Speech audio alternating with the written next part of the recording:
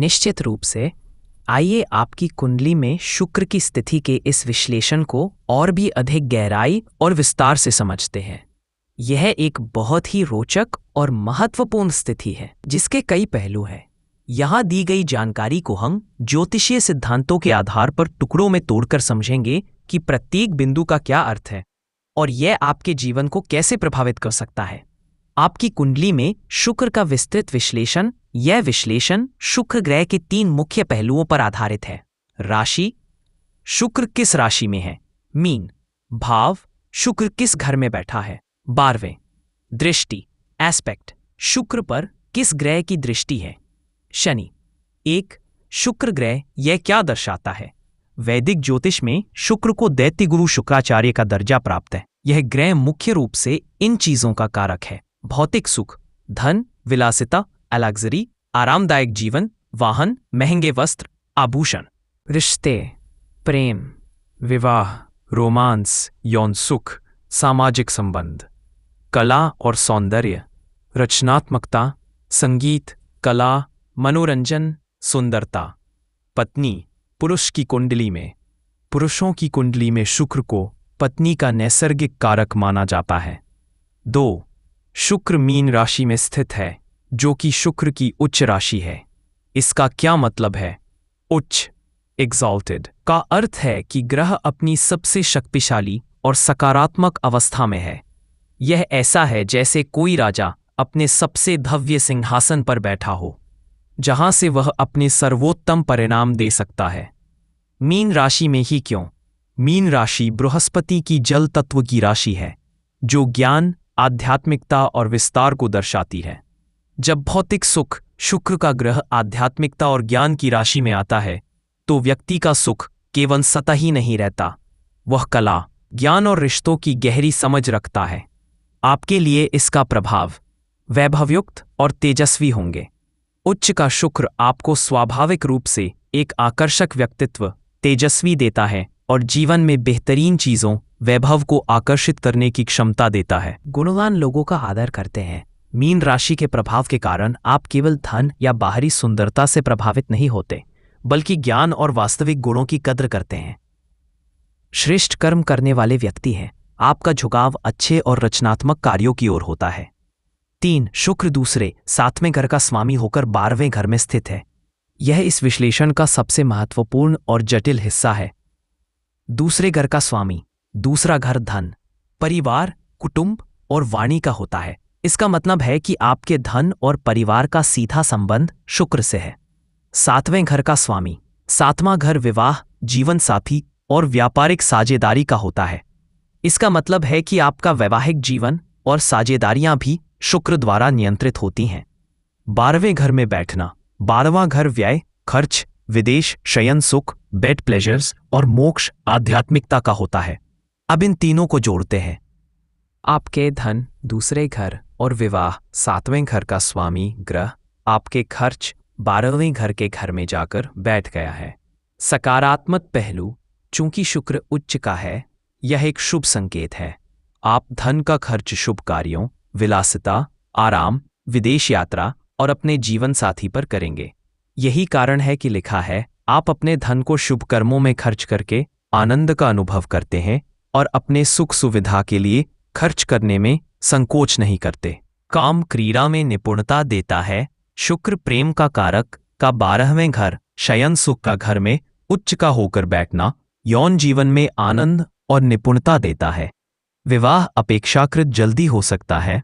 विवाह का स्वामी 7वें घर का शुक्र बहुत शक्तिशाली है जो विवाह के योग जल्दी बना सकता है। 4, शुक्र की दृष्टि 6ठे घर पर है। शनि की पूर्ण दृष्टि शुक्र पर है।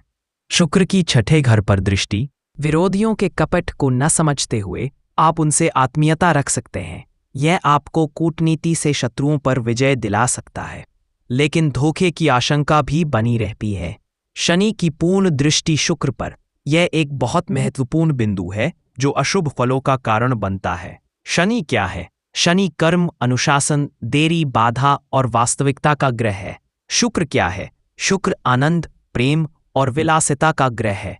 जब शनि शुक्र को देखता है, यह ऐसा है जैसे एक सख्त अनुशासित शिक्षक शनि एक मौज मस्ती करने वाले कलाकार शुक्र पर नजर रख रहा हो।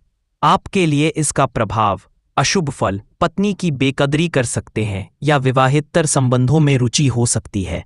शनि वैवाहिक सुख में कमी या असंतोष पैदा कर सकता है। शुक्र प्रेम और सातवां घर का स्वामी विवाह। शनि से पीड़ित होने पर व्यक्ति अपने वैवाहिक रिश्ते में एक प्रकार की कमी या नीरसता महसूस कर सकता है, जिससे उसका ध्यान भटक सकता है। 12वां घर गुप्त संबंधों को भी दर्शाता है। आत्मीय जनों से मनमुटाव हो सकता है।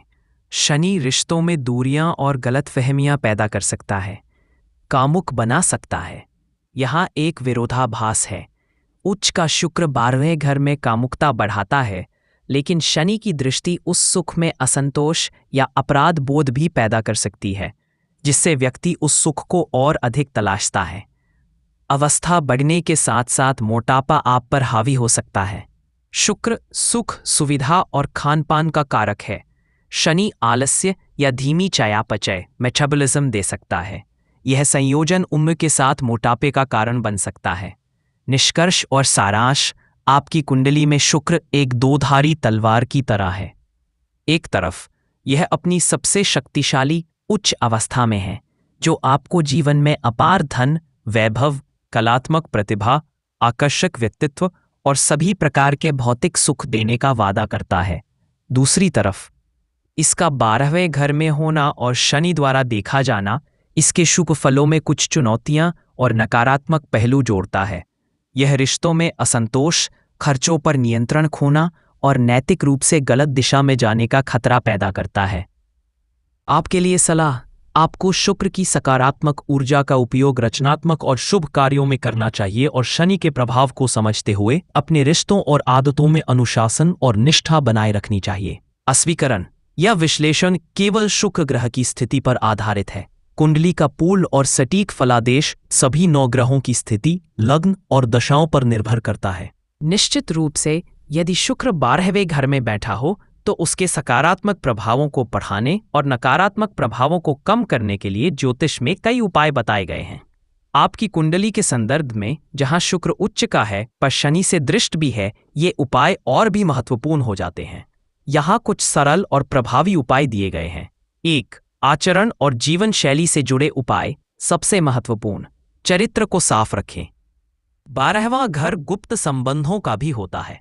शुक्र पर शनि की दृष्टि इस बात का संकेत देती है कि चरित्र पर विशेष ध्यान देना चाहिए। अपने जीवन साथी के प्रति पूरी तरह से वफादार रहें। किसी भी प्रकार के विवाहेतर संबंध से दूर रहना आपके लिए सबसे बड़ा उपाय है। पत्नी का सम्मान करें। पुरुषों की कुंडली में शुक्र पत्नी का कारक है। अपनी पत्नी का कभी भी अपमान न करें। उनकी सलाह और भावनाओं की कद्र करें। उन्हें समय समय पर सुंदर उपहार जैसे इत्र, वस्त्र, आभूषण दें। ऐसा करने से शुक्र बहुत मजबूत होता है। स्वच्छता का ध्यान रखें। हमेशा साफ सुथरे और इस्त्री किए हुए कपड़े पहनें। अपने घर और आसपास के वातावरण को स्वच्छ रखें। नियमित रूप से इत्र या परफ्यूम का प्रयोग करें। महिलाओं का सम्मान करें। केवल अपनी पत्नी ही नहीं, बल्कि परिवार और समाज की सभी महिलाओं के प्रति सम्मान का भाव रखें। 2. दान से संबंधित उपाय। शुक्रवार को दान करें। हर शुक्रवार को किसी गरीब महिला या कन्या को शुक्र से संबंधित वस्तुओं का दान करें। आप दान कर सकते हैं सफ़ेद मिठाइयाँ जैसे खीर या बर्फी, दूध, दही, घी, चीनी या चावल, सफ़ेद वस्त्र, कपूर या चांदी। गौ सेवा करें। गाय को हरा चारा खिलाना या किसी गौशाला में दान करना शुक्र के लिए एक अचूक उपाय माना जाता है। विशेषकर सफ़ेद गाय की सेवा करना बहुत शुभ होता है। पूजा और मंत्र जाप। माता लक्ष्मी की आराधना करें। शुक्र धन और वैभव के ग्रह हैं और माता लक्ष्मी इसकी अधिष्ठात्री देवी हैं। प्रतिदिन माता लक्ष्मी की पूजा करें और श्री सूक्तम का पाठ करें। शुक्र के बीज मंत्र का जाप करें। प्रतिदिन सुबह स्नान के बाद शुक्र के बीज मंत्र का 108 बार एक माला जाप करें। यह मंत्र शुक्र की ऊर्जा को संतुलित करता है। मंत्र: ओम द्राम द्रीम द्रौं सह शुक्राय नमः। देवी की उपासना। आप माता दुर्गा या जगदम्बा की भी उपासना कर सकते हैं। शुक्रवार के दिन देवी मंदिर में सफ़ेद फूल और सफ़ेद मिठाई अर्पित करना बहुत लाभकारी होता है। 4. विशेष उपाय, फिजूल खर्ची से बचें। 12वां घर व्यय का है। अपनी आय का कुछ हिस्सा नियमित रूप से दान या किसी अच्छे काम के लिए निकालते रहें। ऐसा करने से व्यर्थ के कामों में धन खर्च होने की संभावना कम हो जाती है। स्वास्थ्य का ध्यान रखें। जैसा कि विश्लेषण में बताया गया था, मोटापा एक समस्या हो सकती है, इसलिए मीठी चीज़ों और बहुत अधिक तले भुने भोजन से परहेज करें और नियमित व्यायाम को अपनी दिनचर्या में शामिल करें। अब उपायों को श्रद्धा और नियमितता के साथ करने से आप 12वें घर में स्थित शुक्र के अशुभ प्रभावों को नियंत्रित कर सकते हैं और उसके उच्च के होने के शुभ फलों, धन, वैभव, सुख सुविधा को पूरी तरह से प्राप्त कर सकते हैं। अगर मेरी दी हुई जानकारी आपको अच्छी लगी होगी तो मेरे चैनल को लाइक और सब्सक्राइब जरूर करें, जिससे आने वाली वीडियो आपको हमेशा मिलते रहे। जय श्री राम।